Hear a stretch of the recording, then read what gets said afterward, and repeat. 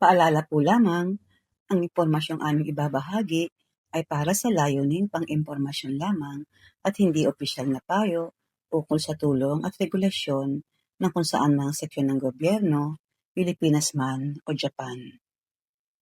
Pagbabalik sa Japan ng isang Pilipinang ina ng Japanese child.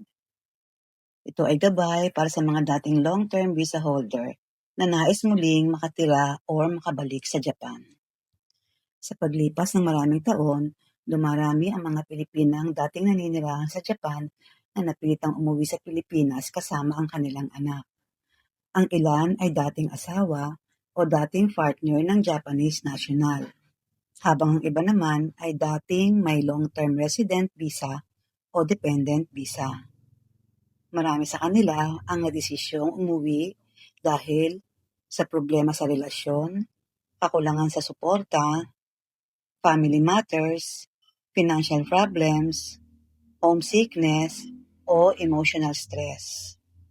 Subalit, habang lumalaki ang kanilang anak, lalo na kung Japanese citizen ito, unti-unting bumabalik ang pagnanais na muling makabalik sa Japan upang maipagpatuloy ang pag-aaral ng anak, maibalik ang koneksyon ng bata sa Japan, magkaroon ng mas magandang oportunidad at maayos ang legal status ng mag-ina. Isa ito sa mga sensitibo ngunit napakahalagang sitwasyon na kinakaharap ng maraming Filipino-Japanese families. Ang katotohanan ng maraming pamilyang Filipino-Japanese. Hindi lahat ng relasyon sa Japan ay nagtatapos ng maayos. Maraming Pilipina ang naiwan, nawala ng komunikasyon sa Japanese partner, hindi nasuportahan o tuluyang naputulan ng kontak. May mga pagkakataon ding hindi na-renew ang visa, napilitang umuwi, o isinuko muna ang buhay sa Japan dahil sa hirap ng sitwasyon. Ngunit kahit umuwi na sa Pilipinas, nananatili pa ring mahalagang usapin ano ang future ng anak naming Japanese. Dahil habang lumalaki ang bata, unti-unti niyang maiintindihan ang kanyang identity, pagiging half Japanese, karapatan niya bilang Japanese citizen, at posibilidad ng future niya sa Japan. Japanese child, bakit napakahalaga nito sa immigration? Sa batas ng Japan, mahalagang protektahan ang kapakanan ng isang Japanese child. Kapag ang bata ay Japanese citizen, nakarehistro sa Family Registry or KOSEKI at may Japanese passport. Kinikilala ng gobyerno ng Japan na may karapatan siyang magkaroon ng pamilya, maalagaan ng magulang, at mamuhay ng maayos. Dahil dito, maraming ina ng Japanese child ang nagkakaroon ng pagkakataong makapag-apply muli ng visa, makabalik sa Japan, at makapanirahan doon bilang primary caregiver ng bata. Paano kung expired na ang dating visa? Ito ang isa sa pinakamalaking kinatatakutan ng marami. Kapag matagal nang expired ang long-term visa, spouse visa, o residence card. Iniisip ng iba na wala ng pag-asa at hindi na pwedeng bumalik at tapos na ang koneksyon sa Japan. Ngunit sa maraming kaso, posible pa rin mag-apply ulit. Ang dating visa status ay hindi laging permanenteng hadlang, lalo na kung Japanese citizen ang anak at kayo ang pangunahing nag-aalaga rito. Importante ang pagiging primary caregiver. Sa immigration ng Japan, mahalagang malaman sino ang tunay na nag-aalaga sa bata. Kung kayo ang kasama ng anak araw-araw, gumagastos, napapaaral sa kanya, nagpapagamot, at tumatayong pangunahing magulang. Ito ay malaking faktor. Kaya mahalagang makapagpakita ng school records, medical records, pictures together, affidavits, remittance records, o anumang proof na kayo ang primary caregiver. Paano kung hindi na makontak ang Japanese father? Isa ito sa pinakamahirap na bahagi ng maraming kaso. May mga Japanese father na nawawala, ayaw na makipag-communicate, nakablock ang dating partner, o tuluyang hindi na nagpapakita ng suporta. Minsan, kahit simpleng pirma o cooperation ay mahirap nang makuha.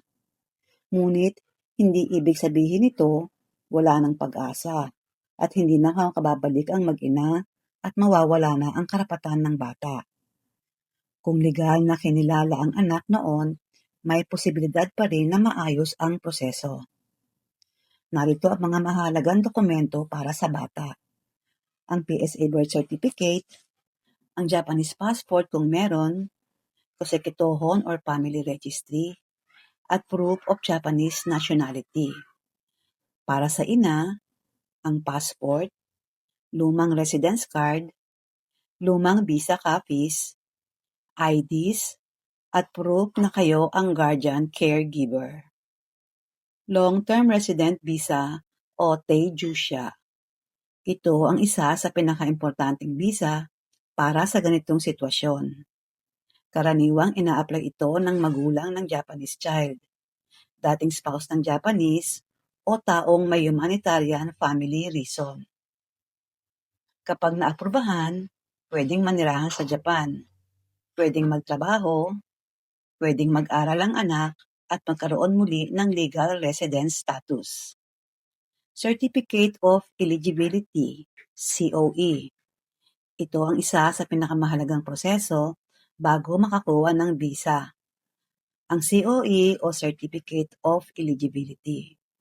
Ito ay ini-issue ng immigration sa Japan. Layunin nitong patunayan na may valid reason kayong pumunta at qualified kayong manirahan sa Japan. Karaniwan, kailangan ng representative sa Japan, kamag-anak, kaibigan, lawyer, o administrative scrivener, gyosei shoshi. Japanese Embassy sa Pilipinas. Napakahalaga ng role ng Embassy of Japan in the Philippines. Dito, maaaring magtanong tungkol sa nationality ng bata, mag-verify ng records, mag-apply ng visa, at humingi ng official guidance. Maraming kaso ang nagsisimula muna sa simpleng consultation sa embassy. Explanation letter. Ito ang isa sa pinakamahalagang bahagi ng application. Dito nyo ipapaliwanag kung bakit kayo umuwi noon, bakit hindi na rin nyo ang visa, bakit nais bumalik, paano nyo aalagaan ang anak, at ano ang plano nyo sa Japan. Hindi kailangan sobrang perfect ang English o Japanese. Mas mahalaga, honest, malinaw, sincere, at consistent ang story. Mga bagay na tinitingnan ng immigration. Hindi automatic ang approval kahit Japanese ang anak. Tinitingnan pa rin saan kayo titira, paano kayo mabubuhay, sino ang susuporta, may trabaho ba, stable ba ang environment, at tunay ba ang purpose nyo. Kaya, mahalagang kumpleto ang documents, maayos ang explanation, at malinaw ang plano. Kapag tumatanda ang anak habang lumalaki ang bata, mas nagiging mahalaga ang identity niya bilang Japanese, ang kanyang education, ang future opportunities, at ang legal records niya. May mga batang gustong makapag-aral sa Japan, makikilala ang culture nila, o magkakaroon ng mas magandang future doon. Kaya habang minor pa ang bata, magandang maiayos na ang kanyang nationality records, ang passport, at ang legal documents. Mga karaniwang pagkakamali. Pagturis muna kahit planong tumira, minsan nagkakaproblema ito sa immigration. Fake documents. Napakadelikado nito at maaaring maging dahilan ng denial o ban. Hindi pag-aayos ng records ng anak. Kapag mas tumagal, minsan, mas nagiging komplikado. Praktikal na payo. Simulan sa documents ng anak. Ito ang pundasyon ng lahat. Kumonsulta sa embassy. Mas mabuting official guidance agad. Maghanda emotionally at financially. Ang proseso ay minsan matagal, magastos, at emotionally draining. Ngunit maraming pamilya rin ang nagtatagumpay. Mensahe para sa mga ina. Hindi madaling maging ina ng Japanese-Filipino child, lalo na kung mag-isa ka, walang suporta, o naputol ang communication sa ama.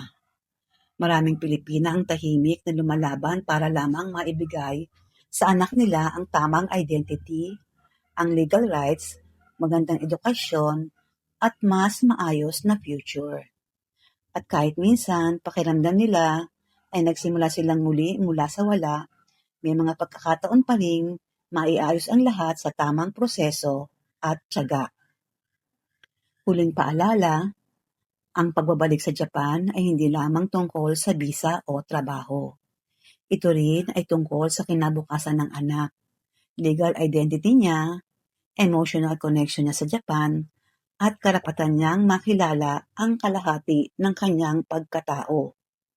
Kung maayos ang dokumento, malinaw ang layunin at legal ang proseso, may posibilidad pa rin makabuo muli ng panibagong simula sa Japan.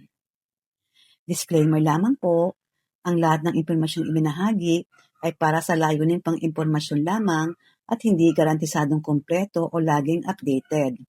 Ito ay maaaring magbago ng walang paunang abiso. Ang creator ay hindi mananagot sa anumang direkta o hindi direktang epekto na maaaring magmula sa paggamit o interpretasyon ng impormasyong ito. Sa pangwakas, umaasa po kami na nakatulong ang impormasyong ito bilang gabay.